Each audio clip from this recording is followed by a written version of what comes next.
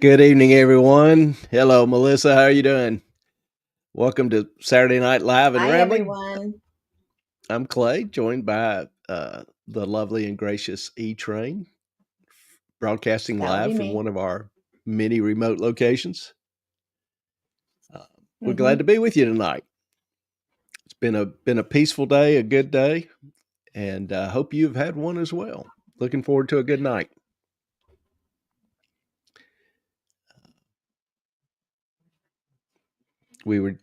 E-Train was just sent me a video a little while ago about baby goats. We need more baby goats.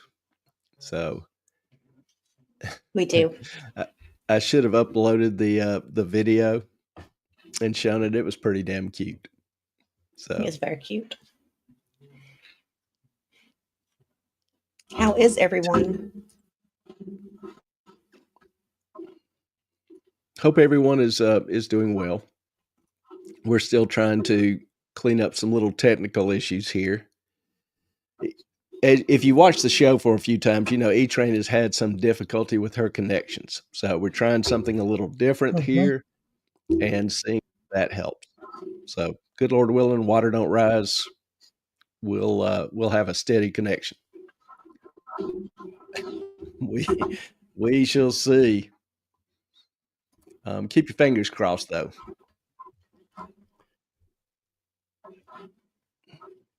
Calliope needs to make an appearance. I know, right? E-Train.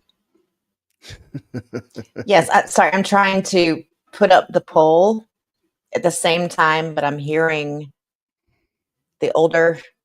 I'm 5 seconds behind, so it's. I'm hearing both, and it's weird. Like I say, the new technology got a couple of bugs to work out, but was asking about Calliope just a little earlier, and maybe one of these days soon we'll have her own, along with whatever other collection of animals E-Train manages to obtain. So hope Green Bean's doing well, enjoying sunny California. It's actually getting about California-ish weather here. We've been in the upper 60s, low 70s. It's been really pretty. So we're glad to have that change. And I'd like to welcome everybody to back to the show.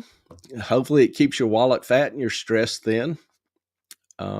Tonight, we're going to try to unpack a topic that's gotten a little buzz in the press, in the media, and in the markets for the past few months. And that's looking at AI, artificial intelligence, in personal finance. Is it some sort of golden ticket? I can't do a poll. You can't? I cannot. Sees me as not you, but even around as you, it's still.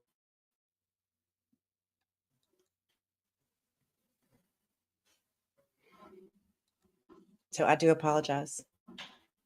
Okay, you're breaking up on me a little bit. It do what now? I can't do a because even when I log in as you, YouTube still knows it's me, and it won't. I don't know why. Huh. Okay. Well, that's kind It was of. Green Bean. He's eating bunny poops. Did you look down by the chat line?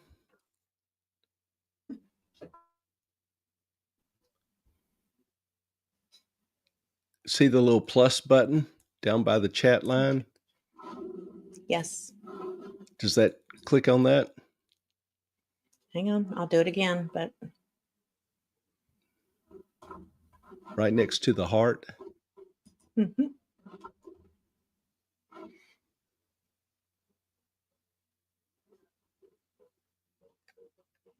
It's loading. Hang on. Again.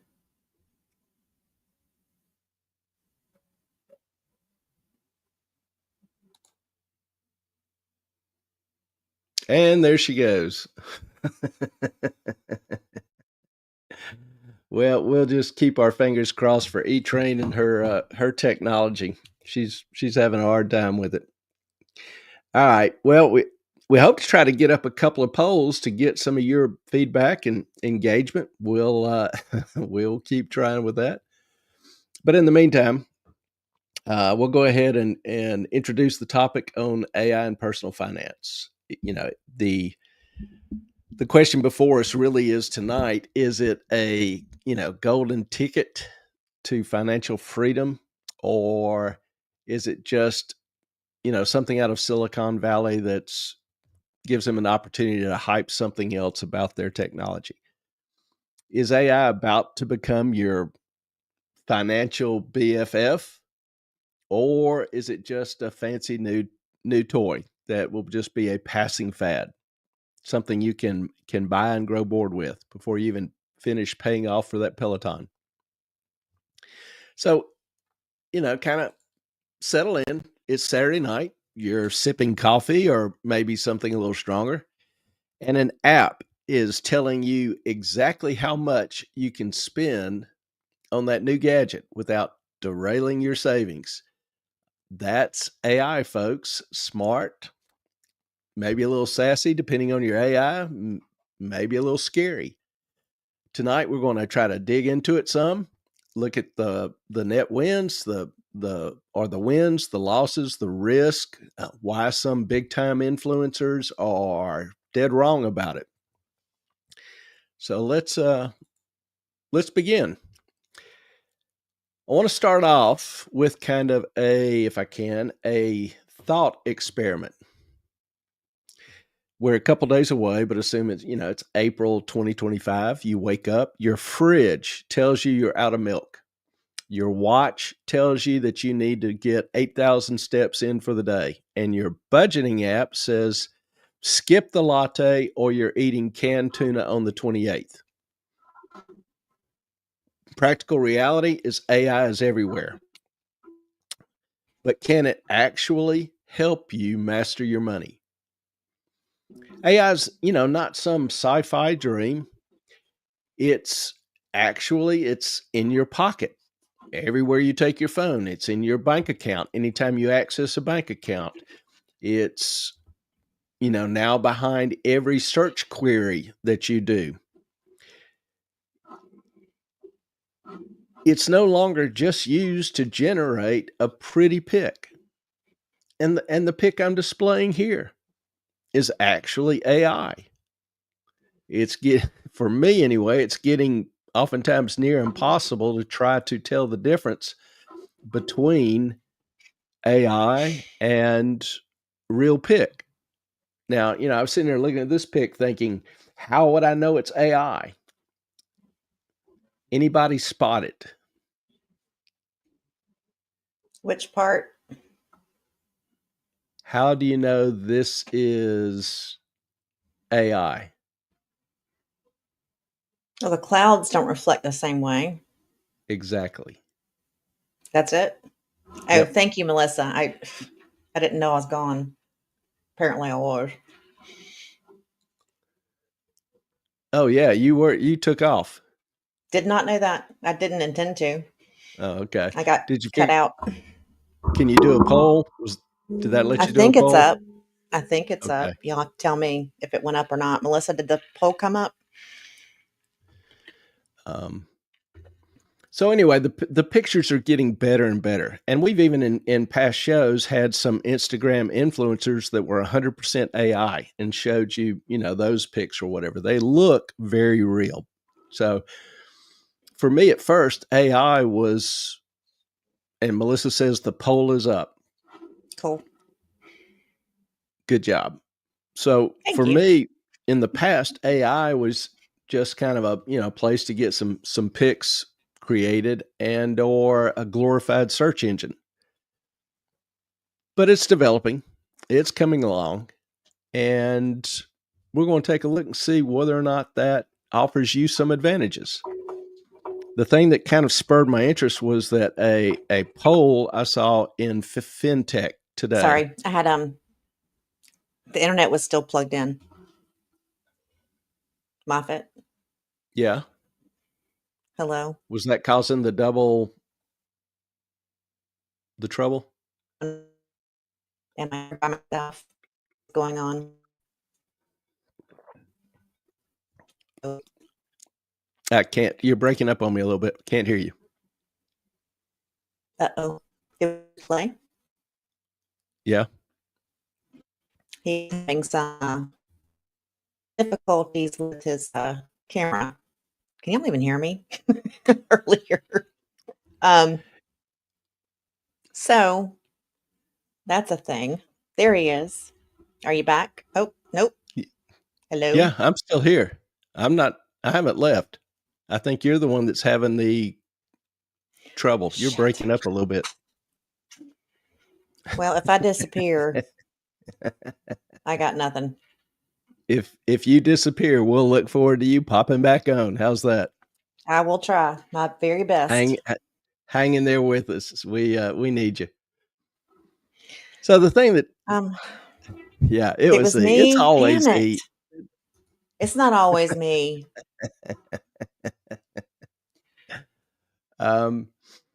It's See, what always I E. saw was you frozen, then you disappeared, and I'm still like moving around. So anyway, it was weird. Yeah, it's you.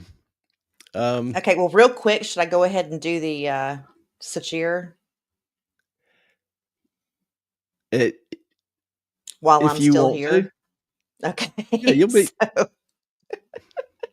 SUCHIR's parents, okay, has spoken up recently. all If you right. don't Give a little remember, background because everybody's I, probably not I'm familiar about with to. I'm about Sachir. to. If you Who don't is the dude? remember us covering,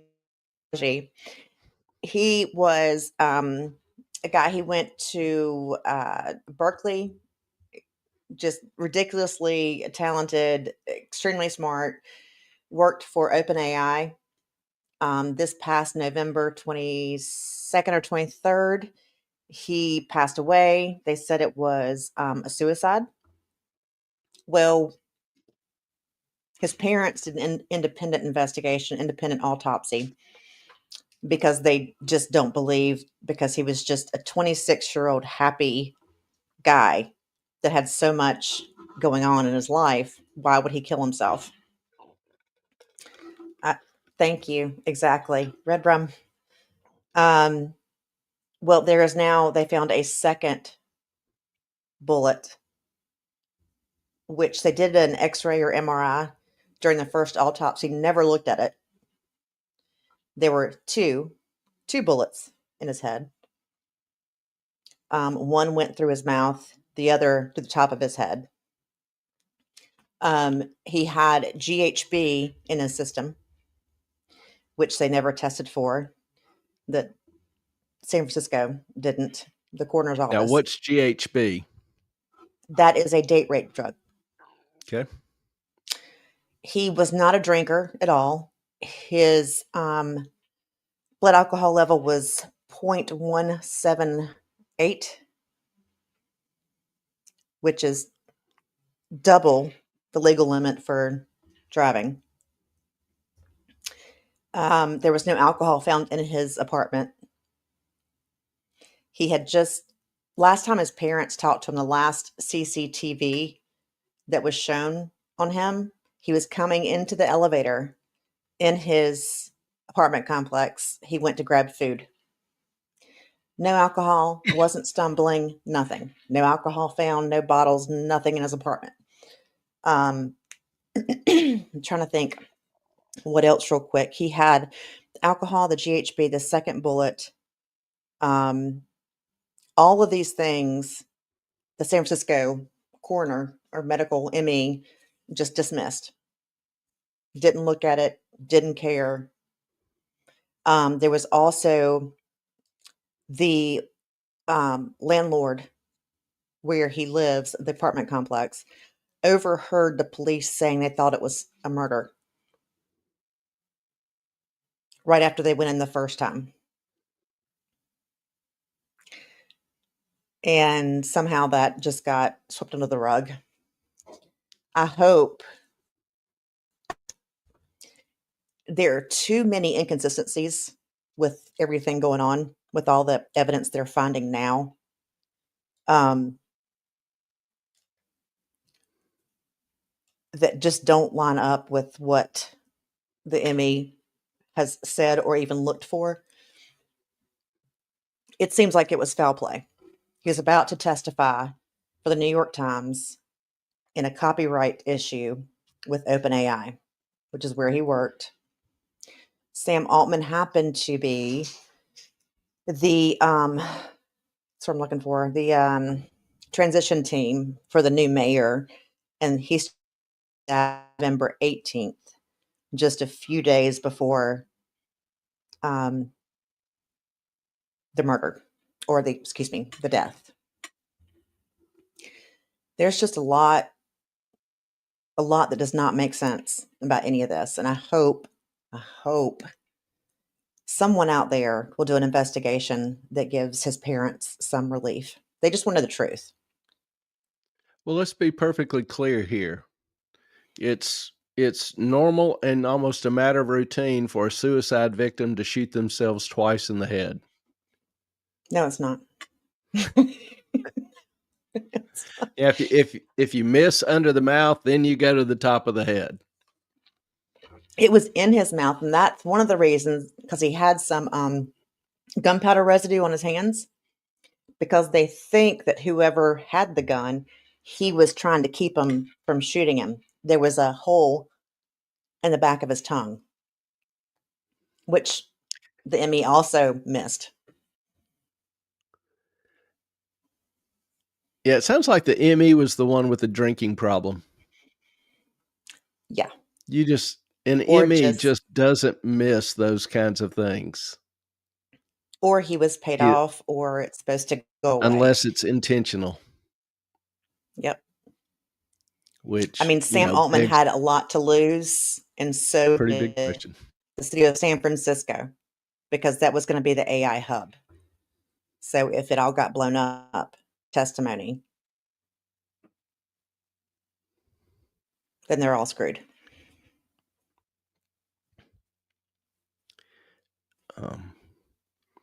But you've not heard of any other agency or SFPD reopening the investigation? No, they're wanting Kash Patel to look into it. The FBI. That's interesting. I don't know if the FBI has jurisdiction. Murder is usually a state offense unless there's some indication that something was transported across state lines. Even if it was foul play and they're covering it up? Yeah. That would be up to the state of California to investigate. And if they don't, what then? I don't know. They have to find some federal offense for the FBI to be engaged.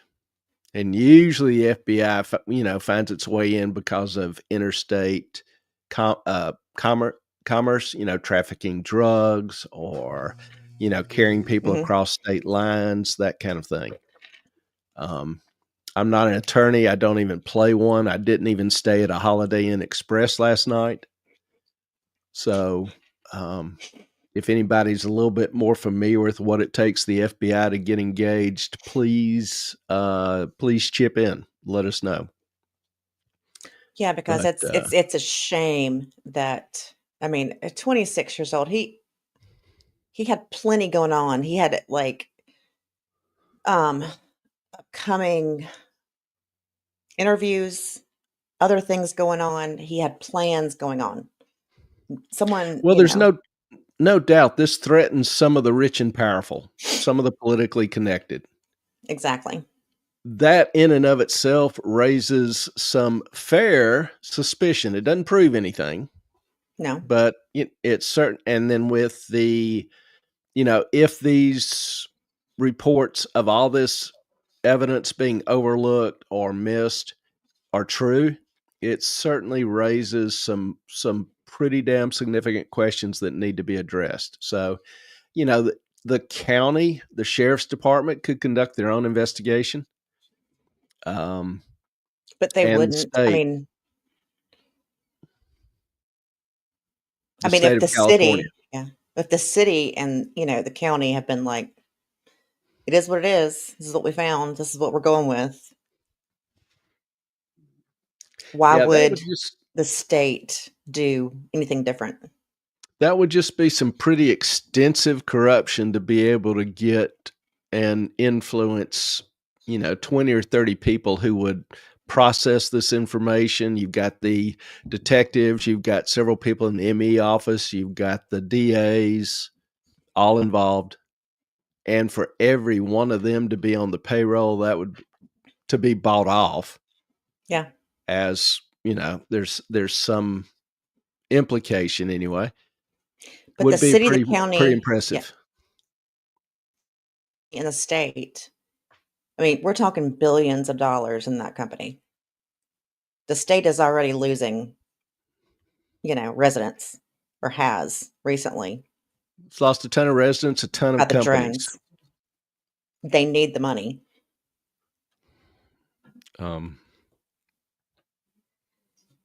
Yeah, but There's some similarities to the Ellen Greenberg case. Now that one I'm not familiar with. I don't follow LawTube well enough to stay up with all the cases. But interesting. Yeah, just in increasingly, it almost seems like there's fewer and fewer people in government that can be trusted. Maybe that's just, an extreme statement, but you're just seeing more and more and more corruption, greed, grift in the system from top to bottom. It's just extensive.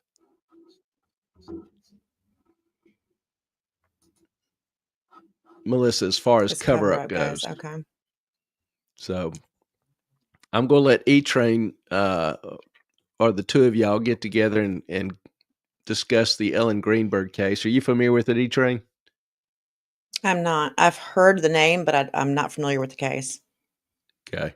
Yeah, I know zero about it. So sounds like it might be interesting to review briefly, but I am not the guy to do it. We'll get together.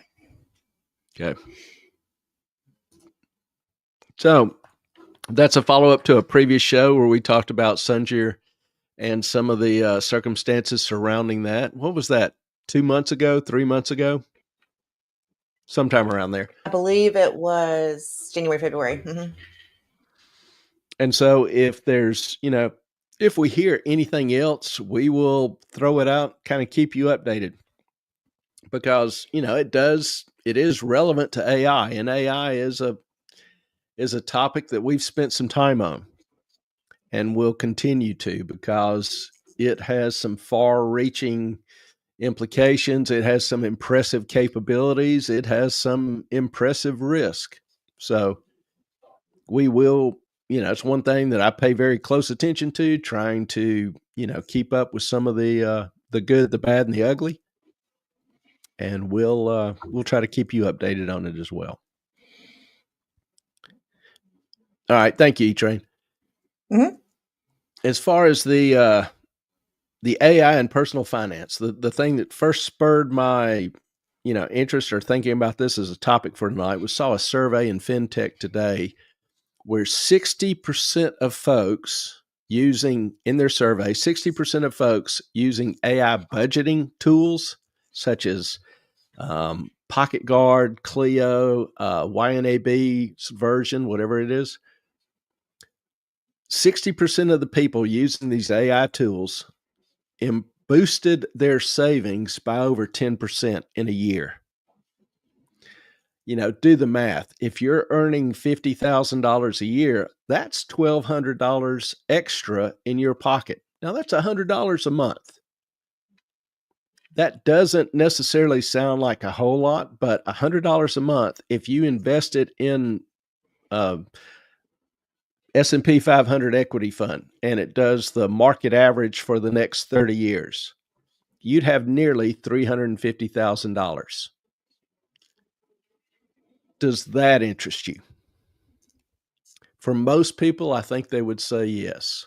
Interested, Probably strongly. And that's only $100 a month. Now, I've seen some people use some of the apps, which, for example, scan, you give it access to your checking account or your credit card accounts. It scans all of your bills, all of your transactions.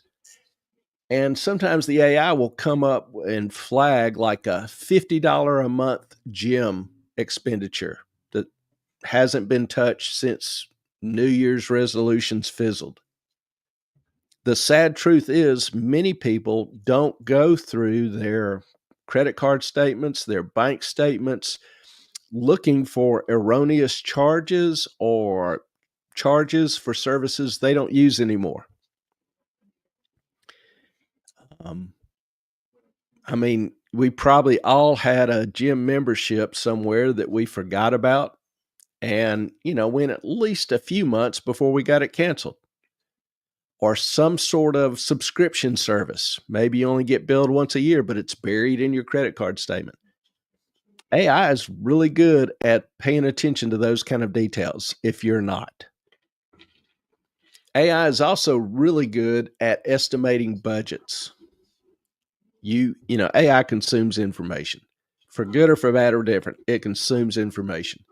You give it access to your checking credit card accounts and it can nail it. Even the irregular expenses that happen once a year, once every 6 months, like insurance payment. Those payments you forget to save for, and then all of a sudden the bill comes due. Yeah, that happens. And that's People do AI that? doing, huh? People do that? People do that. Believe it or not. People do that. I do it. God knows. I mean, not everybody loves tearing apart their financials every month when you get the Really? checking account statement or the credit card statements. I don't understand it personally, but That is completely shocking to me.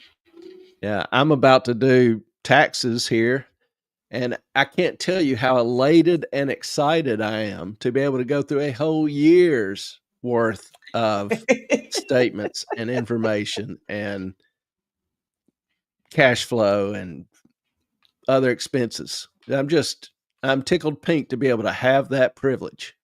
You are pickled tink, and you should be. Sounds like a whole lot of fun for someone to do, you know? It's kind of You like, know, and there she goes. Y'all wave bye to E-Train. She'll be back in a minute. And I'll say this, I don't know if he'll do it or not, but Trump has talked about getting rid of the income tax and, laying on tariffs to cover the difference. If he does that, he'll go down a hero in my book.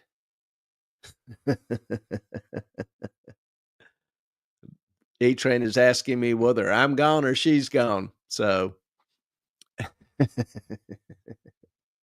apparently her local broadcast there still works and she can't tell. So that's funny. So she should be back with us in just a minute. So looking at all your bills, statements, coming up with those one-time expenses, that kind of detail, something that I would need, a couple days, a good calculator, 3 or 4 espressos, maybe a whole weekend to try to figure out. It's fast, it's precise, and, it's kind of got your back. So, it has some serious potential. And budgeting, that's just kind of like the appetizer. There's something that is, people started calling robo advisors, where AI is actually starting to really flex its muscles in 2024, 2025. Now, I used to call this algorithmic trading, computer trading, and it was only available for the big boys, hedge funds, pension funds, large, billion-dollar funds. But the times, to quote the immortal philosopher Bob Dylan, they are a changing. Take this app called Weatherfront. They just released their 2024 numbers, and their AI-driven portfolios averaged 9.2%, which is not bad, but it's even better when you realize the S&P 500 did 8.5%. So it's almost, three quarters of a point better than the S&P 500, which that is a goal that far and away most money managers strive to equal. Now, how does it do it? Well, I don't know of any other way to describe it other than real-time smarts and the ability to consume information and react immediately, far, far quicker than a human can. Excuse me. An app like Weatherfront will scan news feeds. It'll scan social media like Twitter, like TikTok, any kind of, and look for any kind of shift in public sentiment. If it sees people on X starting to rant about Tesla, it can adjust the portfolio in real time and reduce its risk to Tesla as negative attitudes are increasing. When Tesla's stock, for example, tanked 12% in February, Weatherfront's AI sniffed out the sentiment shift on X. Give you a real life actual example. Posts like, somebody will post Tesla's toast. This was during their earnings call. And it pivoted its clients out of tech into safer investments like short-term bonds. It did it faster than than any human advisor could even hit the refresh button. The advantage with an app like Weatherfront is that you can start with, as small as $500 and then tweak your mix daily, whether you want growth stocks, dividend stocks, or some crypto, whatever. Now compare that to a traditional investment advisor or financial planner advisor who's charging you either commissions on the products they sell or a fee, $1,500, $2,000 a year to meet you twice and lecture you about index funds. AI is not just cheaper, it's utterly, completely relentless. It never tires. It never stops consuming data. There's another app, Betterment, that's in the game as well, and it claims an 8.9% return with a new feature. And this is kind of interesting to me. The new feature adjusts your portfolio risk based on your lifestyle, based on your spending patterns. It analyzes your spending patterns. And if it observes you going, spending $1,000 on a Vegas weekend, it dials back your stock exposure.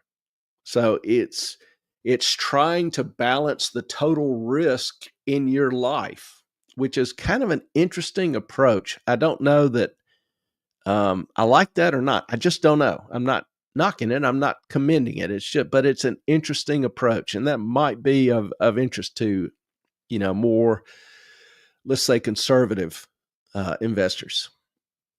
But it's to me, it's almost utterly genius, and there is no shame. It doesn't shame you for your spending habits. It's your decision, which I think helps people be more comfortable with it. So there's some opportunity for you to take advantage of these trading platforms, which heretofore were not available to individuals, much less small investors or beginning investors. Now, how about credit and debt? Two big factors in most of our lives. Credit Karma, a big kind of debt management website. It's a free service. If you don't have an account, it might be advisable because it helps you manage your debt and gives you an idea of your credit score. And credit scores are huge. If you want to borrow, car loan, new house, home loan, whatever, your credit score kind of determines your eligibility for the loan and what rate you'll pay. A higher score means you've handled your debt well in the past and makes banks more willing to lend to you and at a lower rate. So it's good to know what your credit score is and do whatever you can to try to improve it over time, particularly before you get a loan. So Credit Karma, free service, and it's pretty secure. But they keep updating their site and their plan, obviously. It's moved on, it's advanced from just showing you your score to now it predicts how paying off that, 3,000 Visa card could bump your credit score from 680 to 720 or whatever, unlocking a better car loan rate.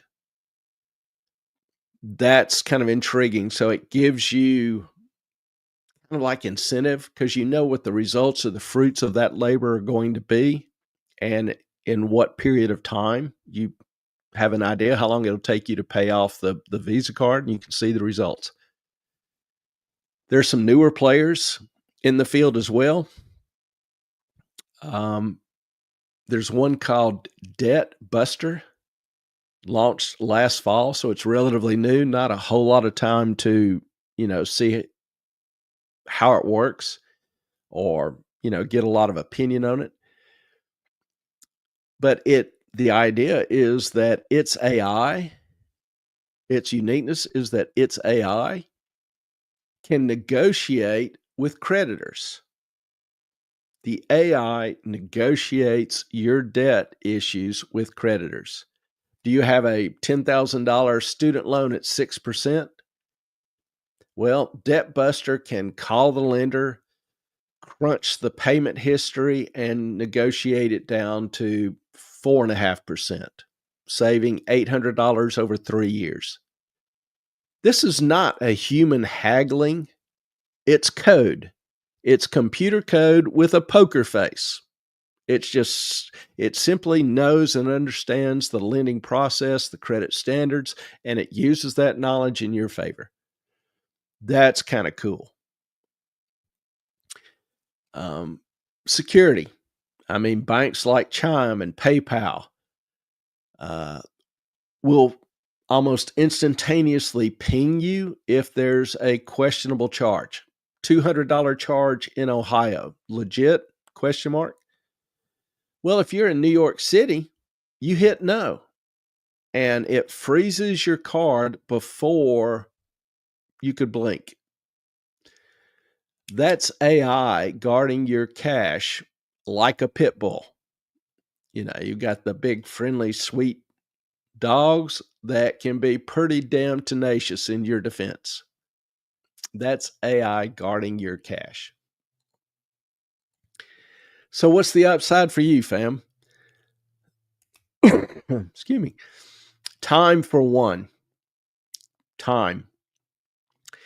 AI crunches numbers in seconds. Far, far faster than I or any human could do. It crunches your numbers, your investments, your debt plan, kind of leaving you free to sip on that coffee instead of sweating over Excel. And I don't know how many of you, enjoy your, fancy coffees or whatever. I just saw this one and it hit me. I don't know if you noticed the pattern, but that's a snail. Whoever the barista is drew a snail. Anyway, I thought that was kind of damn impressive. Customization, another win. Unlike the generic advice you oftentimes hear from individuals, save 20%, invest the rest. AI tailors it. An app like Pocket Guard will tell you, cut $100 from your monthly dining out, put it in a Roth IRA at 7%, and you'll have $20K in 10 years. So it gives you information on your decisions. How do your decisions today impact your life or your future 10, 20, 30 years from now? That's a plan. That's an actual and real plan that you can enact, not some spiel, out of a textbook, not some, vague, highfalutin ideology, so to speak. Accessibility. Accessibility is cheap and easy, which is huge. These tools are often free or cheap. Clio, one of the apps, their basic version is free, costs nothing. Now making pro level planning available to the barista, not just the banker. A recent report by Deloitte, one of the big four accounting firms, says 45% of millennials now use AI finance apps, up from 20% in 2022. They're leveling the playing field with better information and better decision making. That's to your advantage. Now, hold off on the champagne on the party, I guess. There is a dark side to AI. And the way I would best describe that is I would say that over reliance on anything or anyone else is ultimately a trap. It's easy to pass off responsibilities to other people or to an app. But ultimately, you've always got to keep in your mind that your money is your money. You are the one ultimately responsible for it. And if you blindly trust somebody or some app, to me, oftentimes that's how problems occur. You need to constantly be, monitoring it, checking up on it, keeping up with it, making sure it's doing what you want it to do. Say your robo-advisor misreads your risk tolerance, how much risk you really are comfortable with. And it thinks you may be a daredevil because you bought Dogecoin once before. It shoves you into crypto right before Bitcoin's 15% drop last week. So, or last quarter, actually. You're down, $1,000 before breakfast. My point is, human gut checks still matter. You have an intuition. You have a conscience. You have a spirit, whatever. Not to get preachy, but I remember being struck once as a teenager. I heard somebody talk about this particular verse. It was from Paul in Romans 14. It talks about what is not of faith is sin. Now, I have always understood that saying or meaning is that if I don't feel right about doing something, don't do it. Just don't do it. I don't have to be rational about it. I don't have to explain it. I don't have to try to comprehend or understand why I'm uncomfortable or have serious doubts about this. I don't always have to be able to explain it or reason it out. It's just some things strike you as wrong or very uncertain. I always tell people don't invest in things that you don't understand. Don't invest in those things you have no or little understanding of. Investing, money management is not always about the math or crunching huge amounts of data. I mean, that's kind of what I do for a living, but I understand that is not the heart and soul of finance. The best money managers that I know and have known, they have a good gut, as I describe it. They have a good sense or intuition as far as the direction of the market. And if they don't have faith in the future direction of the market, they get a whole lot more conservative, whether it's Druckenmiller or Buffett or whatever. It's not always all about the math. The math informs, the math gives you information, particularly in a historical context, and it's valuable, but you have to have the ability to interpret and understand, when something's high or when it's really getting out of bounds, beyond the pale. That's part of the intuition. Other times you might meet somebody and you just, um, I won't say his name, but I met a guy who daughter went to school with his daughter, who ran a multi-billion-dollar health company. He was the toast of the financial and medical world. When I met him, I was less than impressed, to put it mildly. Didn't buy the company. 6 months later, the company was raided for fraud. The stock crashed. They'd been misrepresenting their earnings, et cetera, et cetera. There are just some times when you don't have to necessarily, have all the data, have all the information. You've got a sense about you, your gut. Another quote unquote risk to AI is ultimately privacy. Privacy's a bitch. These apps need your logins, your spending history. They need everything. A breach last year at a mid-tier fintech company exposed 2 million users' data. I remember seeing on X, everybody was posting, delete your apps, delete your apps. Now, encryption's, even tighter in 2025.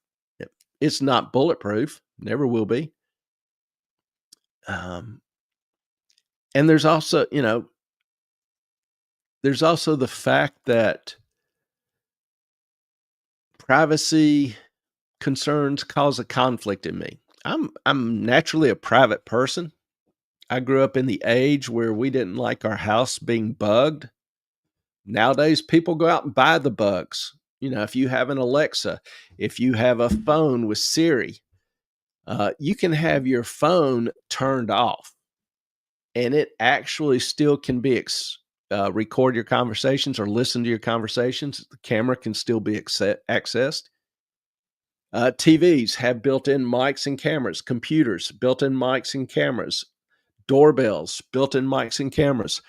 There's cameras on, all around in cities, city streets, ATMs, office buildings, banks. Increasingly, we live in a world where privacy is forbidden. So, is it really a big risk to add one more that probably has the best encryption of them all to that list? I'm conflicted, I admit. There's another issue. I saw an MIT study last year that found some robo-advisors, some of these trading programs, algorithms, were overweighing tech stocks by about 20%. Think NVIDIA, Apple, Meta, Microsoft. And the reason is because the AI's training data, how they learned, how they were taught, well, it skewed towards bull runs and the huge success that these stocks have had the past 5 years. It's been crazy. So as tech has crashed, some of these portfolios have gotten smacked a little harder. So, there's possibly some bias, but again, those algorithms have the ability to react really, really quick, far quicker than most individuals. It doesn't matter, excuse me, doesn't matter what app you use, what bank you use, what computer you use. Most every financial transaction you enter into is stored somewhere with some computer, except for Bitcoin. At least it's stored in a form which can be compromised and your private data released, except for Bitcoin. Now, it's crazy, absolutely crazy to me how much information tech gathers on everyone. So the privacy concern to me is somewhat muted, though still valid. You cannot use AI, but you really can't stop all of your information being somewhere out on the interwebs unless you just go completely off grid, which is not an easy thing to do nowadays. So that's the downside. Over reliance.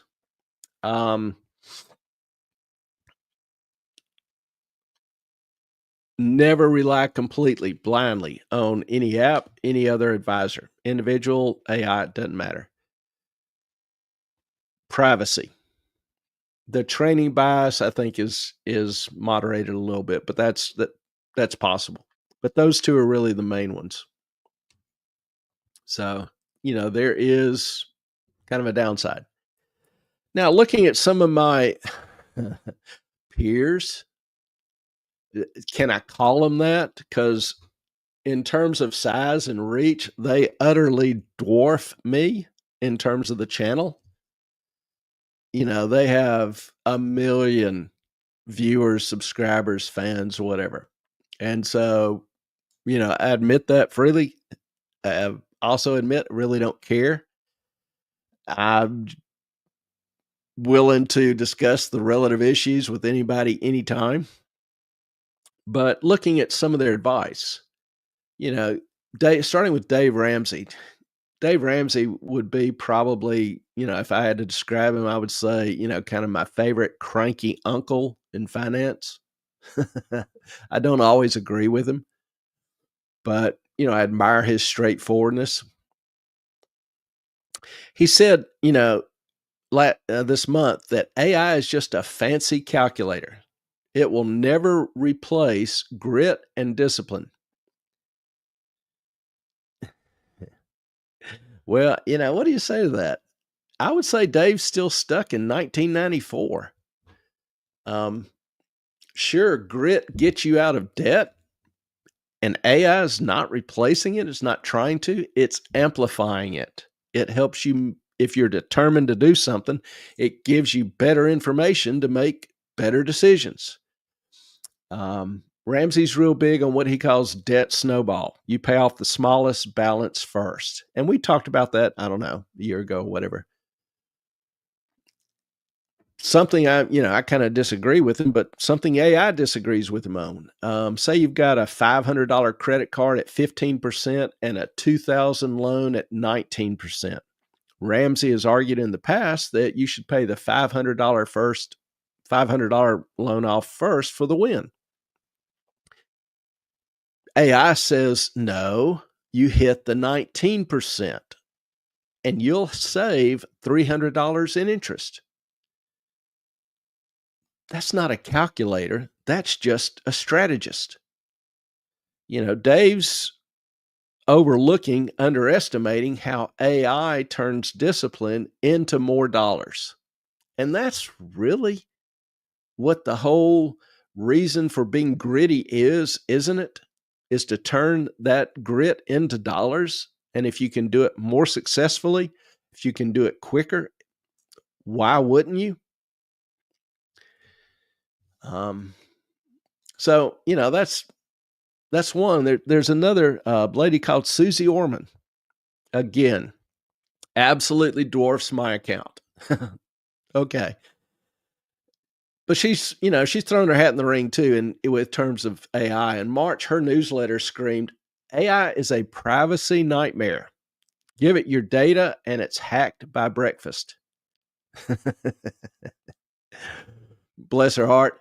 Susie sounds to me like she's still, using Netscape Navigator, which for those of you who don't know, that's probably back in the 80s, 90s, maybe early 2000s. It was one of the first browsers, and it was leaky. She points out that data breaches are up 30% since 2022. But she's ignoring the flip side. Chime's AI, for example, caught, I gave you an example of like you're in New York City and you get a $200 hit on your credit card in Ohio. AI like Chime catches that instantly, faster than any human could. And privacy, most of these apps now are using SHA 256, which is a very, very secure encryption process. It takes a supercomputer like one owned by the DIA or NSA or CIA, M5, the FSSB, whatever, to crack it. And it'll take it a day or two to crack it. And it is one of the 5 different encryptions used in Bitcoin. It's one thing that makes Bitcoin so unhackable. Now, same as your ATM. AI helps catch fraud more than it does expose you to it. Now, Susie's, still kind of stuck in 1999, clutching her, her paper statements, I guess, while AI is out there saving us from phishing scams. A little risk in AI can give you a lot of reward. That's kind of the bottom line, isn't that a trade-off that normally most rational people would be willing to make? And then there's Ramit Sethi, who wrote on X last week, AI is overrated. Spend $1,000 on a human advisor, get real results. I admire his hustle, but he's off base. A 2024 Morningstar study, which Morningstar is a website that rates and evaluates mutual fund performance. They did a study at the end of 2024 that showed that robo-advisors matched or exceeded human returns for fees 80% lower. Net, you're better off with AI, more profitable with AI. A Wealthfront account's, up 9.5% since January. Most individual advisors have done, the Dow is down about 2.5%. S&P's down about 4%. And you've got a $1,500 bill. Better performance, lower cost. AI is not overrated. It's underrated for the little guy. Again, Ramit is ignoring the cost benefit math, which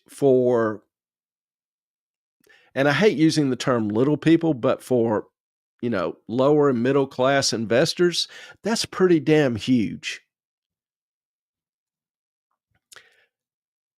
Don't get me wrong. AI is not perfect. A study done in MIT in 2024 found, like I said, that Robotech was overweighing tech sector. So they can make mistakes. Not going to argue it's going to always be perfect. But bottom line, it's a powerful tool, despite the criticisms of many of those who maybe fear being replaced by it. I don't know. I don't fear being replaced by it because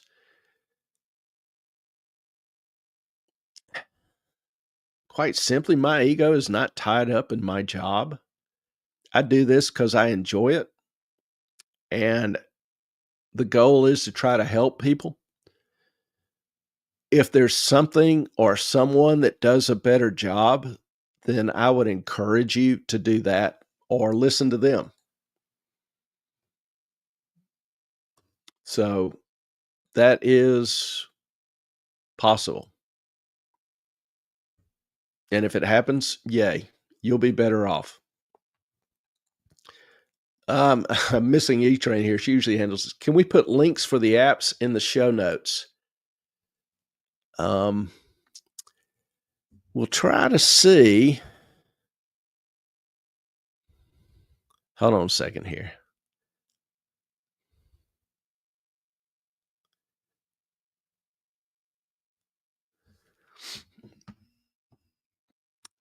Try to see if E-Train can get back on. Maybe she can help throw some of those up. They should be actually, most of them, in your app stores.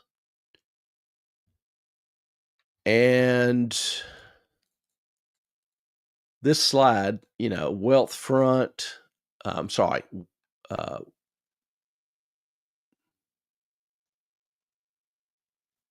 have Weatherfront. I think it's Wealthfront. So I might have typed that out wrong. But let me see if I can get a list, and what I may do is append it to the notes on YouTube, maybe Rumble, maybe X, with the links to the different apps. So I should have had them and put them up here on the show. Actually didn't think about that. So thank you.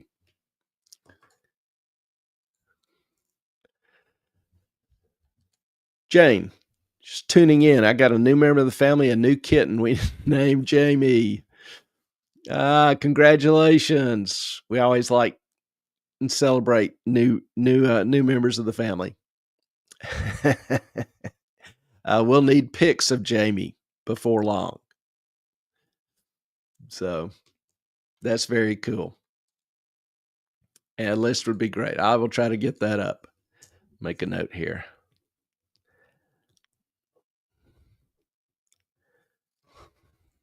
Did I mention this is kind of an informal channel?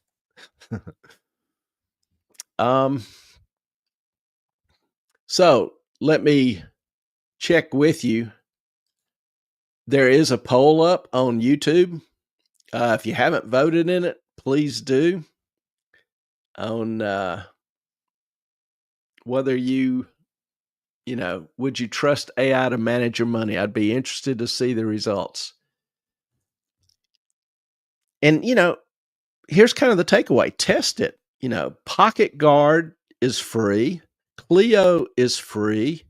Weatherfront has like a $500 minimum investment entry. Track it for 30 days. See what you think. Does it beat your old ways? Let us know your wins or your wipeouts, whichever. I'd be interested in the results. I will actually do it and reveal my results as time goes on.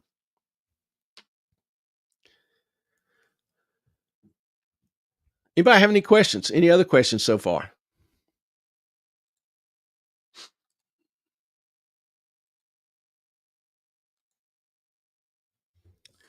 All right. The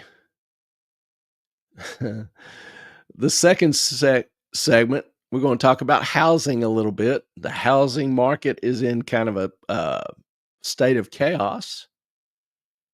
And this is something that I've gotten a lot of questions on over the past year or 2 years. Is you better to buy, to rent, or to wait?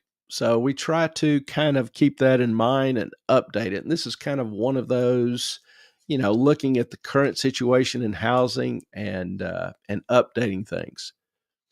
So let's look at the chaos in the housing market with maybe a little focus on LA, because that's kind of a hot topic. LA, I would kind of describe, I guess, as the epicenter of chaos with all the fires and everything going on. You've got the wildfires that torched a big chunk of LA. You've got interest rates currently at about 6.8%. You've got prices out there that, would make a billionaire blink. A $950,000 median home price in LA. And the areas where these fires hit are, Pacific Palisades, along the coast, Malibu, even more expensive areas. Well, the median price for a home in LA has risen 12% since January. Not 12% annualized, it's risen 12%. The fires wiped out 5,000 homes, roughly, wiped out entire zip codes. Now, LA's mayor, Bass, has stated repeatedly she's going to make the permitting system much more efficient so you can get these permits through. and I searched. There is a kind of some couple of anecdotal statements that so far through March 25th, LA had only approved 4 building permits out of thousands. 4. 5,000 losses, 4 approved. That's not a recovery, that's a real estate traffic jam. And a lot of those lots are just scorched. I mean, there's some debris that needs cleaning off, but there's really, nothing to repair there. And the lots, just the dirt, and these would be small lots, are selling for, 1.2, 1.3, $1.4 million just for the dirt.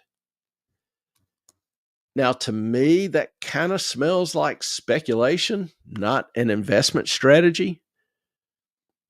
So it kind of begs the question, should you buy now? Should you rent forever? Or should you wait for the dust to settle? So let's try to, cut through some of the chaos with some data, some stories, and maybe talk about influencers, some of their thoughts a little bit more. First, I guess the lay of the land, nationwide, like I say, mortgage rates are, most people think they're brutal at 6.8%. I mean, I bought my first house in the early 80s at 12%. Near 7% is actually the historical average. We just got so used to 3 and 4% interest rates during the past decade, which was extremely, extremely, extremely cheap. It was the rate was being manipulated and forced downward. Nobody in their right mind is going to lend you money 30 years on a house at 3%. It's just stupid. But everybody is, got used to those rates. So seeing them go from 3% to 7%, people are still having sticker shock. Practical reality is that's really kind of where they ought to be, historically speaking. So, looking at Freddie Mac's, March 27th update, the national average is 6.8%. A $700,000 home, if you put 20% down, which is no small feat nowadays, runs you about $4,500 a month. You've got the $3,700 mortgage. You've got $600 a month in taxes, $200 a month in insurance. You could rent that same 2-bedroom in LA for about $3,000 a month, according to Rent Cafe. So that's $18,000 a year in rent versus, $54,000 in home payment. Rent, you're not building equity. And that's a big criticism for renting. Rents also are climbing. They're up 5% nationally since March of 24. They're up 7% in LA. I saw some stats where 40% of the renters in LA are shelling out half their income. This was a UCLA study. So buying is a stretch. Renting is a squeeze. It's, which way do you go? Now, LA's wildfire mess just added to the confusion. The blazes there, all the torn, destroyed structures had 2 effects. 1, it cut the supply. And 2, it increased the demand for the remaining available properties. That's why, rents have gone up 7% in 2 months, 3 months.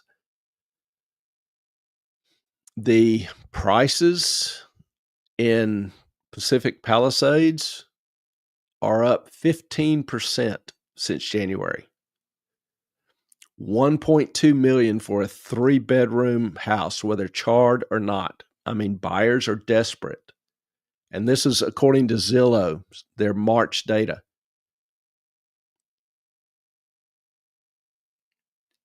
It's tough. And at the rate of rebuilding, it's going to take LA 20 years to rebuild these houses if they're able to rebuild. And there's some serious doubt that officials will let some people rebuild.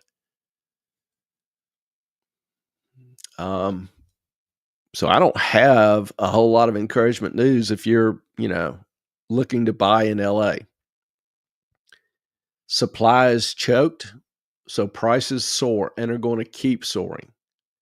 Now, here's the flip side. Zillow's own analysts kind of are hinting at a 5% dip by the end of the year if rebuilds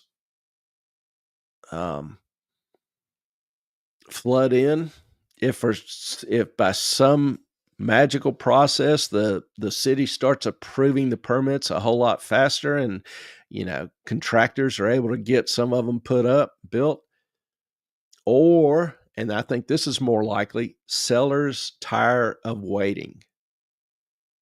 They've been waiting on permits 6 months a year. They've still got their own mortgage payment.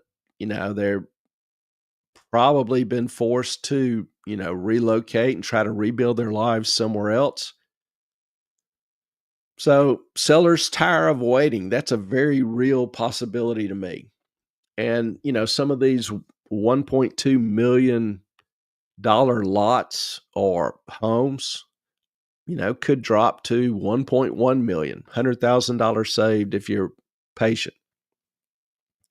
I don't know that they'll drop a whole lot more because there still is, pretty fair demand out there. Nationally, it's getting kind of grim too. Inventory is at 3.2 months. 3.2 months. That's compares to the normal 6-month average. 6 months, kind of the balance mark. Looking at National Association of Realtors data, prices rose 4% year over year. The median price now for a home is about $410,000, but sales have dipped 3%. Prices are up, sales have dipped.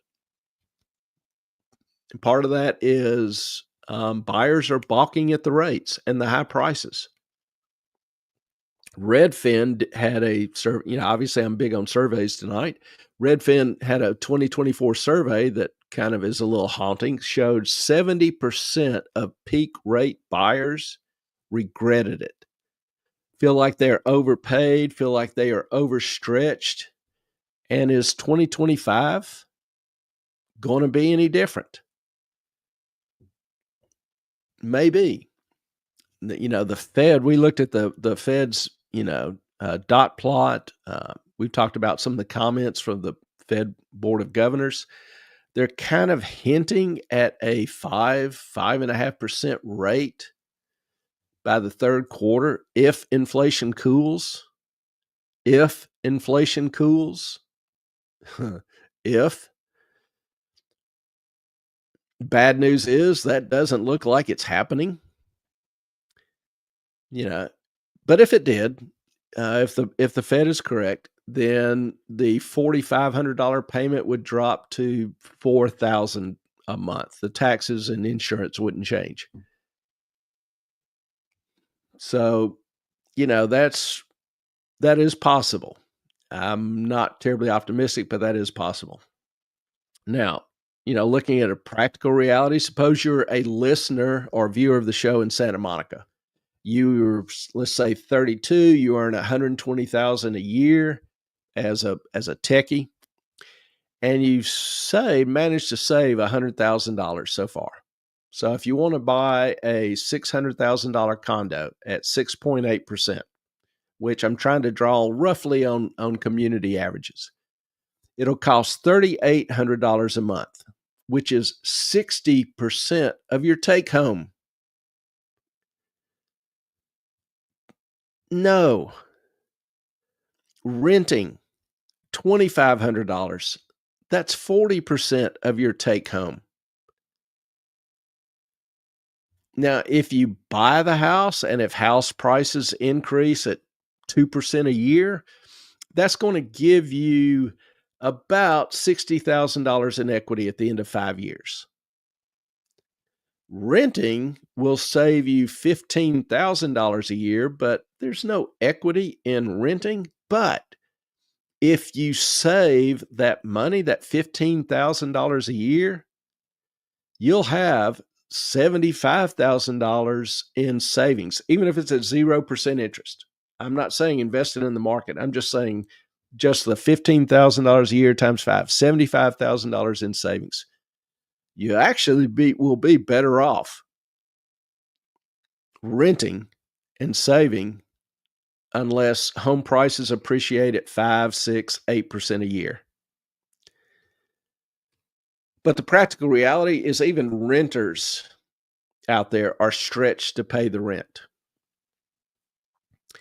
Another thing to consider, like the burned homes in Pacific Palisades. Insurance paid them, I don't know, it's all one estimate, that kind of averaging $800,000 for the building. They're eyeing $1 million rebuild. $1 million. The payment on that would be $6,500 a month, plus whatever else they still owe on the pre-existing mortgage, plus taxes, plus insurance. Rebuilds are dicey.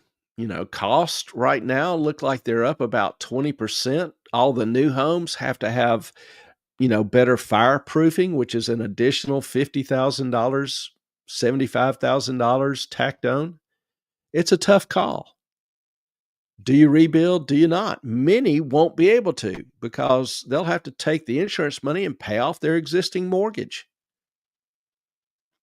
And they won't be able to get $1 million or afford $1 million mortgage. A lot of those people have had those homes for decades or been in the family for decades. So Zillow says prices in fire hit areas could dip, as I mentioned, 5%. But that may not happen till the end of 2025. It may not happen till 2026. The timing is definitely not certain. I do think there are bargains ahead, but the timing, don't know. If you look at some of the demographics, LA's population is not shrinking terribly. We have seen a lot of companies move, from Silicon, San Francisco, some other areas. It may hit LA, but and also with the deporting of a lot of the immigrants, that may open up some additional rental properties. Don't really know the numbers. Don't have good data on that, but that's a distinct possibility. The main advantage to me right now, renting keeps you nimble, particularly if you're able to save some of the difference between your rent and what you would be paying for a mortgage. So we'll see. Risk, a $200,000 income barely covers the mortgage payment of $4,500. You miss a payment, foreclosure looms. And overpaying for the property, overpaying for the rebuild, particularly as prices soar. Some of the rebuilding costs are already up 20%. Leaves you underwater. You've spent all this money, and now net your property drops in value. If you're paying rent, it's very possible that the rate hikes will outpace your increase in income, your cost of living adjustments. So it's bottom line, and it's just a lot of different spices are being thrown in the recipe, and it's kind of hard to tell how it's all going to balance out. There are risks, whether you buy, whether you rent. Can't specifically tell you what to do or what to suggest. I do kind of like the idea of greater flexibility with the rent. Um, if you wait, by the end of the year, prices might dip. 2 years, 3 years, prices might climb. It's just kind of hard to tell. Now, looking at, some of the influencers' comments, I saw where Robert Kiyosaki tweeted yesterday, "By now, real estate only goes up." I dig his optimism, but that statement is just blind to rates and regret. At 6.8%, a $500,000 loan, that's $2,700 a month, $1,000 more than 3% rates in 2021. Redfin's 70% regret rate stat just screams caution. Buyers overpaid by $50,000 to $100,000 and then watched home values stall, and they're probably going to nationally. They're probably going to drop. His real estate only goes up mantra is kind of a 1990s relic. Rates matter. Rates matter hugely. We've seen over the past 20 years, we've seen the subprime crash. We're now seeing the pandemic crash and an insurance crash in many markets, Florida, Texas, coastal areas. We're seeing the U.S. aid crash in D.C. Home prices, I didn't have time to check before the show, but home prices dropped 10% in a month in D.C. Yeah, rates matter. And, along the coast, a lot of insurance companies are pulling out of offering insurance. So if a homeowner can't get insurance that's required by his mortgage, the only real option is to put it on the market. Airbnb, there's a ton of Airbnbs, popping up for sale now. People aren't traveling, they aren't vacationing, they aren't renting. The economy has had some issues for the past couple of years. People are feeling it. There's over 2 million jobs lost in the private sector the last couple of years. These people can't afford vacations. You see credit card usage soaring. People are spending refis on homes at these higher rates. People are trying to attach their equity to pay their bills. Things are getting a little dicey.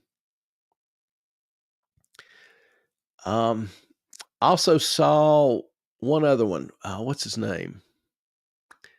Barbara Concorin. She was on HGTV preaching rent forever. Buying's dead in high rate markets. I mean, like LA, she's probably right. Renting's $1,500 a month cheaper in LA, but you do miss equity and tax breaks, particularly if they're not able to save. Now, rates might drop. We could see 5.5% in 2026. I'm not predicting that. I'm just saying that's kind of what the Fed's indicating they're hoping for. And you can refinance. History shows homeownership for the middle class is their main asset, their main wealth generator over the past 50, 75 years. So to me, Barbara's overlooking the long game. Also, there's just a personal satisfaction in owning your house, your property. So, when she says owning is dead, I think that's just a little short-sighted. Honestly, if you rent, able to save the difference, you'll do well. Maybe better in many markets, but the vast majority of renters don't or can't. Now, the guy I was trying to think of is Cardone, Grant Cardone. He was saying on his podcast this past month, buy multifamily units now. Cash flow beats rates was his tagline. And hey, I'm all about the cash. I love good cash flow. A $1 million fourplex unit at $4,000 per unit, net $16,000 a month. If you can get $4,000 a month. But even at that, you're glossing over risk.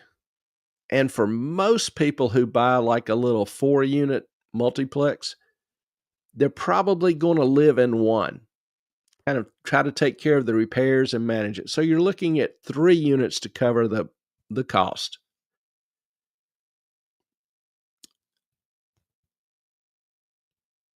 The risk is, one, your tenants better pay, particularly if you're in California. If they don't, you're sunk. Grant ignores what I call disaster math. The eviction laws in a lot of states, California is one of them, are horrible. It will take you a year or 2 years to evict somebody who's not paying, and a bad tenant will trash the apartment. That's expensive. It's not just new paint. You have to replace the appliances, repair the walls. You've got urine stains, whatever. And you may not collect rent for a year, 2 years before you can get a chance to spend 20 or 30,000 repairing it. A bad tenant will destroy you. So that's a big risk, particularly in certain high dollar areas. Now, we're on homes, and we were just talking about multi-units. Big influencer talking about you need to buy multi-units. Well, how's that going for people? How's that going for investors? It may be time to start watching The Big Short again. That movie, The Big Short. This chart, you see, this first peak, that's the subprime crisis. This peak is this past month. This is home mortgage delinquencies on multifamily properties, not single family homes, but where you have 2 or more families in a unit. So if you build a unit and it's townhomes, you've got 2 families, that's multifamily. If you buy a small apartment complex with 4 units, that's multifamily. Delinquencies are up to 42%. That's huge. Absolutely huge. Absolutely. Incredibly huge. Now, I've seen some people in the finance sector, comment on this. Oh, that's just one small sector. They're again ignoring reality. Last year alone, 52,500 and change single family home loans with FHA were seriously delinquent. Only 9 out of near 53,000 resulted in foreclosures. What happened to the rest? People aren't making payments. Well, the administration, FHA, paid mortgage lenders to forestall the foreclosures, to hold off on foreclosing the bad loan. The FHA paid all the missed payments for the borrowers. Now, the payments were, quote unquote, added to the loan balance, which increases the borrower's amount due each month. Perfect solution, right? They can't afford the loan. They can't make the payment. So you lend them more money. You add to the total amount they owe. You increase their monthly payment. Perfect solution. They're going to be able to make that payment. That kind of idiocy has, history shows, hey, it always works out to the benefit of everybody. Subprime crisis didn't hurt anybody but the idiots involved in it, right? I've talked the past several years how subprime lending has resumed. And subprime lending is making a loan to people who can't afford to pay it back. Now, banks, I've said repeatedly, banks don't handle losses well. They aren't designed to handle loan losses. And that was the problem in the subprime crisis, was these individual home loans started failing and the banks started failing. And that caused other banks to fail, which caused other banks to fail. And it started something called contagion, which is ultimately the destruction of the financial system. That's the massive risk. We came really close to trading bearskin rugs under a tree, and I do not exaggerate. Story for another day. Maybe we'll talk about the subprime crisis someday. But there, what's going on with this with single family homes was there are examples where someone takes out a loan, doesn't pay a single payment for 2 years, not a single payment. Well, the FHA, the bank's about to foreclose. FHA steps in and says, "Hey, we'll pay the amount in arrears." So that person gets bailed out, doesn't make a payment for another 9 months. The bank's like, "Okay, we're going to foreclose." FHA steps in again, bails them out. Dude doesn't pay for another year, 11 months, maybe 12 months. What happens? What do you think happens? FHA steps in again.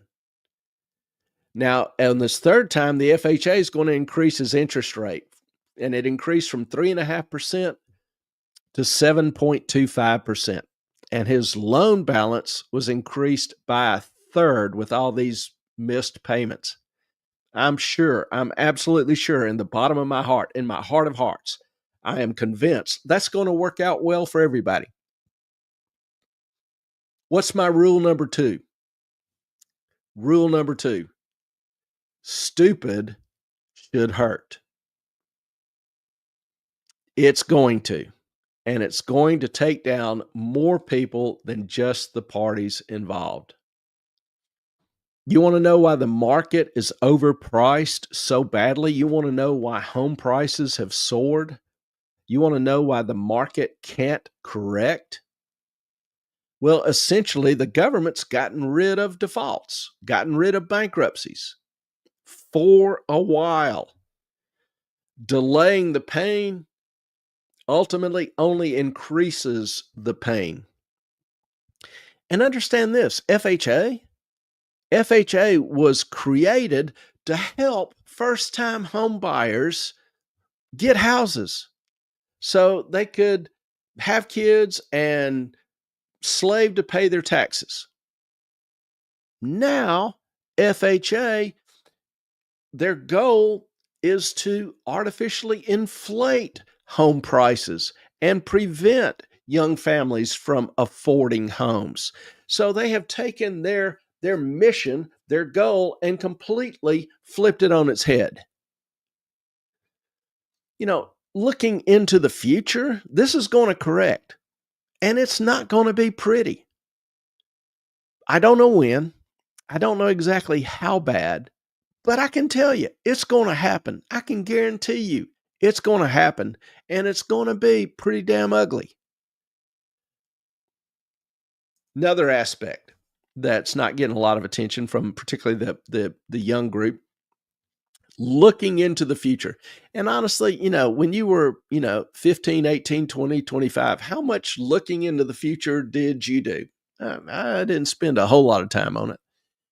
So I kind of understand. But looking into the future, there is going to be a literal explosion of homes for sale, as there's going to be an implosion of potential buyers. It's called demographics. Demographics.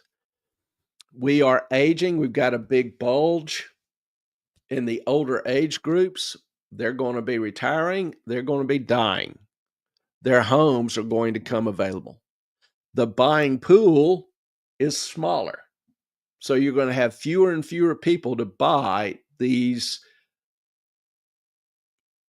rapidly increasing number of available homes. prices are going to tank. There you go. I was talking about how historically home ownership has been the creation of wealth for most people in the lower and middle classes. That may be about to change. So if you are a homeowner or thinking about being a homeowner, that's something you need to pay attention to. You may want to buy and hold. There may be a time when you want to sell because you're like, I want to hang on to my money. But it's demographics. It's simple math. That math is going to work unless the numbers change. Unless we can get the birth rates turned around, unless we start bringing in, immigrants who can afford to buy homes, we'll see. But demographics. A couple of comments. Jane, do you really own your home? Don't you pay property tax and see what happens? That's a good point, and I'm hearing more and more issues and concerns about that. I live on the beach. And when I first, moved on this island, I live on an island. When I first got to this island, there were only a few thousand people here. And you saw all these little shacks, up and down the beach. I say shacks, two bedroom, one bath, 3-bedroom, 1.5 bath, kind of Cape Cod houses or houses on stilts, North Carolina house. But simple, old, 50, 60, 70, 80 years old, cinder block. Some of them were cinder block. You don't see those anymore. Those people own beachfront property. Taxes went up, 6, 8, 10, 12, 15,000 a year. They couldn't afford it. They couldn't pay it. So they had to sell their property. I think that's wrong. I think that's a crime. I don't think people who have worked, saved, should be forced out of their houses because they can't pay a property tax that's calculated on some mythical value, some amount of money they don't haven't received. I think that's a crime, but that's the reality. So, that's a good question and a good point. Bottom line, we're going to continue to see more of it because the government is just not going to give up its thirst for your money.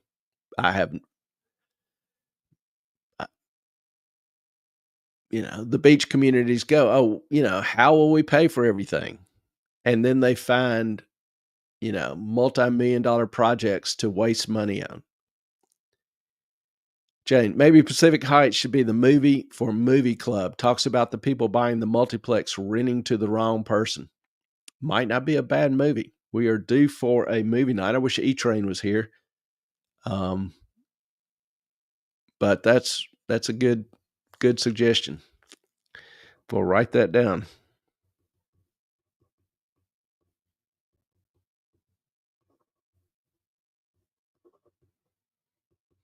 Hell, we might do The Big Short too. My property taxes go up every year. Yeah, my property taxes go up every year. My home appreciated like 40% a year ago, 2 years ago. So, and we get reappraised every 4 years. So this year's the reappraisal. So I'm going to get the new notice, and it's, very possible my taxes are going up 40%. It's just stupid. Absolutely stupid. But we'll see.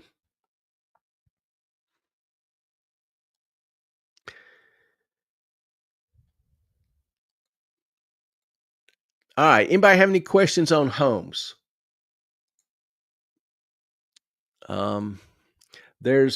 It's a chaotic market. There's some things that, the government is doing both local and national to increase the chaos. And there's going to be some problems. There's going to be a reckoning. But, I've said for, 2 years to the Gen Zers, yes, you will be able to buy a house sometime in the future. work and save.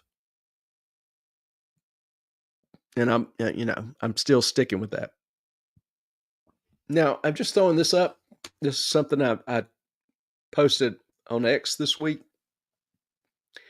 and I think it's just highly illuminating. A tale of two charts. This chart on the left goes through 2009. It was originally posted in a study by Himmelstein and Woolander. So it's the little yellow section under here is the number of physicians, the percent growth in physicians from 1970 to 2009. The teal color is the growth in administrators from 1970 to 2009. Now remember, prior to 1970, you didn't have Medicare and Medicaid. They were passed in Johnson's The New Frontier around 65, 66, I forget the exact year.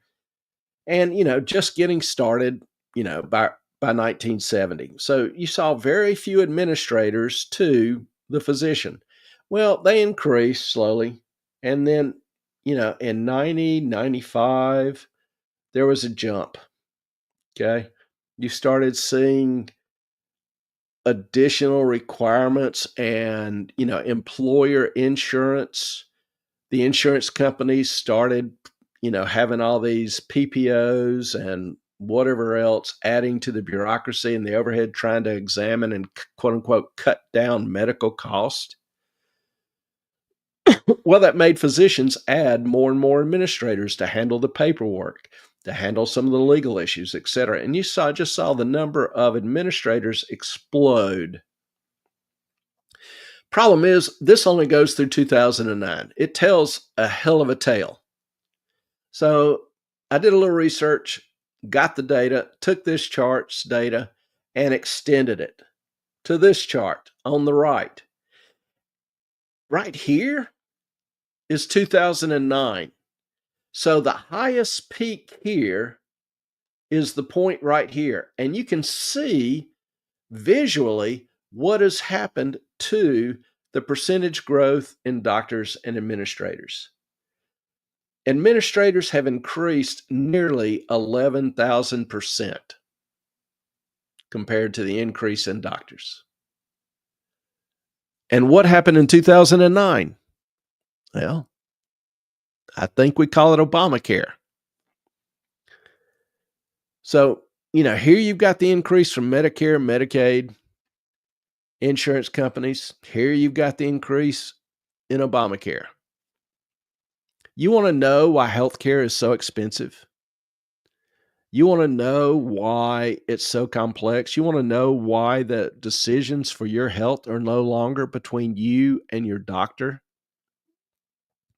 Why there are more and more middlemen inserted between you and your doctor?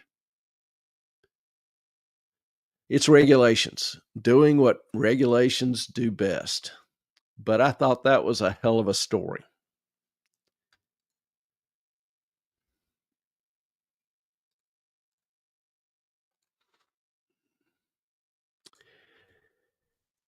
Now, turning to and just addressing a few things in the market real quickly.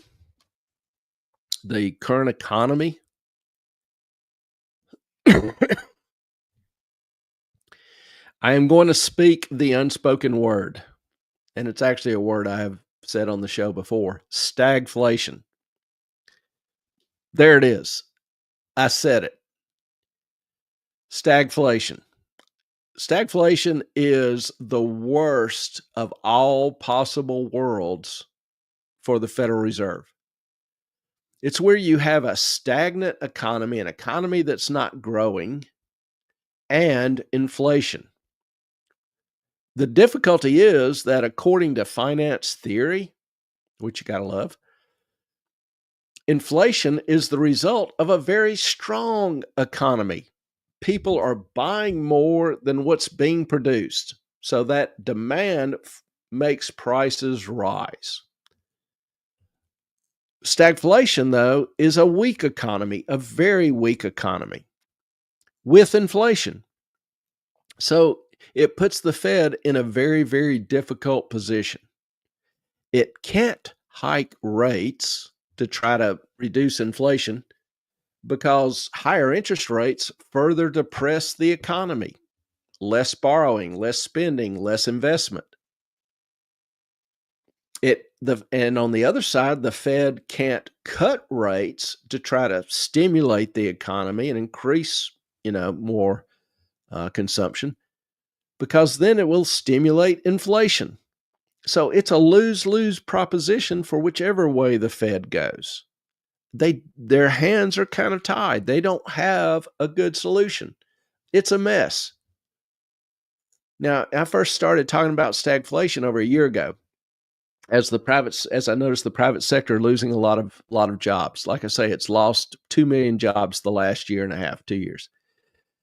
And inflation bottomed during the late spring, early summer. And I said then that inflation was going to start rising again.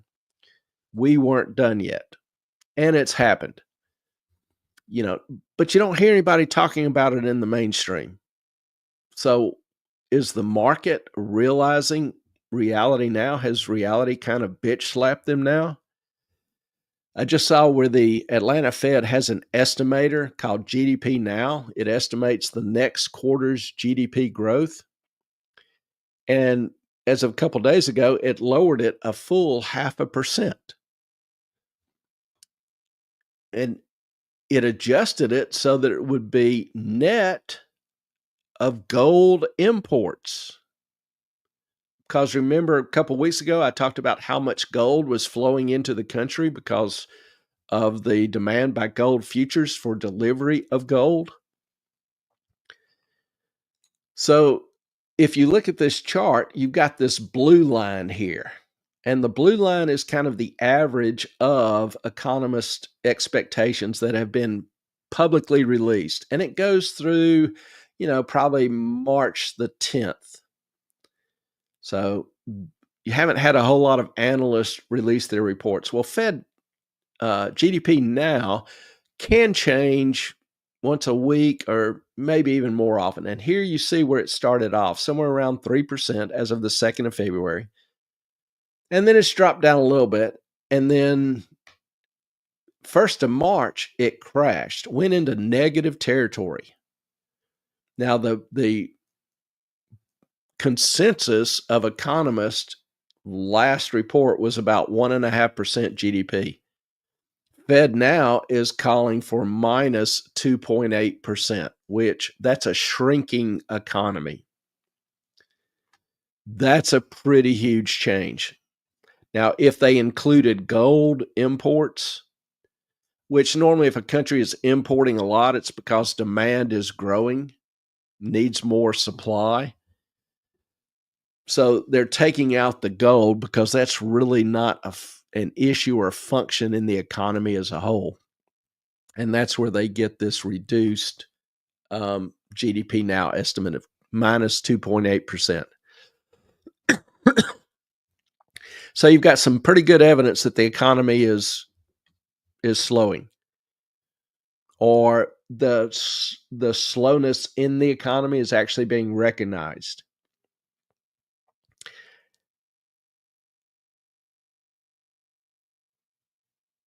Not only that, PCE, a inflation index that the Fed really tracks closely, increased. The numbers just came out this week.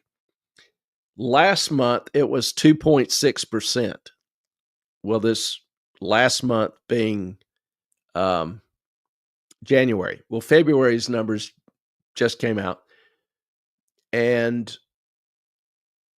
January was revised from 2.6 to 2.7. And then February came out at 2.8 for annualized for the past year or over the past year. Now, the monthly change for PCE was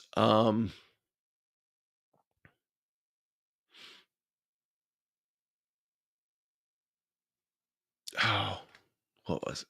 Hold on. Make sure I tell you correctly. Was 3.7. 0.37, which translates into a annual average going forward, if it stays that for the next 12 months, of 4.5%. So over the past year, 2.8, which is up. For the next 12 months, 4.5%, which is up. And like I've said, inflation has been going higher for the past 6 months. But this week, particularly Friday, the numbers came out and it just kind of slapped the market pretty hard. That with the change in GDP now, kind of wondering if the market is kind of, coming to its senses. Remember the previous few days, the market rallied strongly. Well, that looks kind of now like it was just a bull trap. We know trade is going to be disrupted. We know core PCE, core inflation, underlying inflation is rising. We know the economy, the private sector has been hammered for 2 years. Now the government sector is finally starting to slow down. So the economy is going to slow. Inflation's going higher. Stagflation. I would argue it has been here for a while, but the markets are just starting to recognize it. The focus has grown under Trump to shift the economy from a debt-fueled government spending extravaganza to one of, private sector growth and expansion. That's going to cause some confusion. That's going to cause some disruption. It needs to be done. And I'll be glad to discuss that with anybody. It needs to be done. We have been spending more government. We've been borrowing more than GDP has been growing. So that's like borrowing more than what you're paid over and over and over. It's just not sustainable for government or for an individual. So there is some, I keep saying the word chaos. I don't know a better word to describe it. There's some confusion, some chaos. There's some systemic problems ahead. Now, the interesting thing is Trump could just continue running historic deficits and flooding the country with illegal labor, which would undercut American labor prices. Markets would probably be fine because everybody's accustomed to that. And that's not a compliment to the markets.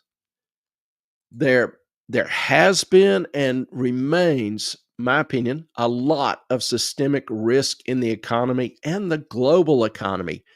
China, Japan, Europe all have significant issues. So this mess hasn't been created over the past year. Hadn't been created over the past 2 months. Hadn't been created over the past year. This is years of grotesque excess. The piper's going to be paid. So for me, I'm still risk off. Risk off means I'm trying to reduce my risk. I'm trying to reduce my exposure to the market. Risk off. And that's not investment advice. I just, will repeatedly kind of describe my views, what I think, and what I'm doing. And I may be wrong. My crystal ball is not perfect. I like my track record. I'm confident in my track record. I'm confident in what I do. And I'm good with that, but it doesn't make me perfect. So, but I do try to share with you some idea, insight of what's going on, what I look at, how I evaluate it, and how I respond to it. And I hope that ends up helping. That's the goal. So anybody have any questions?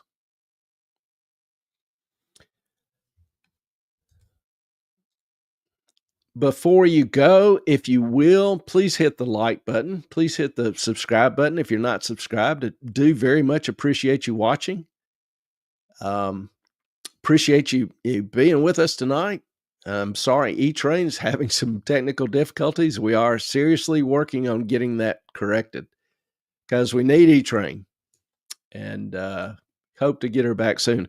We'll be back Tuesday night for what we call Q&A. If you've got some questions or some things you want to discuss, then please email me, moffatonmoney@gmail.com, or DM me on X, moffatonmoney. If you're not following there, then give me a follow. Again, I want to thank you for your time.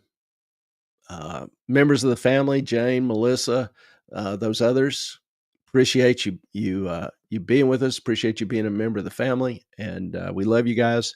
And we'll look forward to seeing you again soon. But for now, our time is up. We thank you for yours. Good night, y'all, and hope y'all have a great rest of the weekend.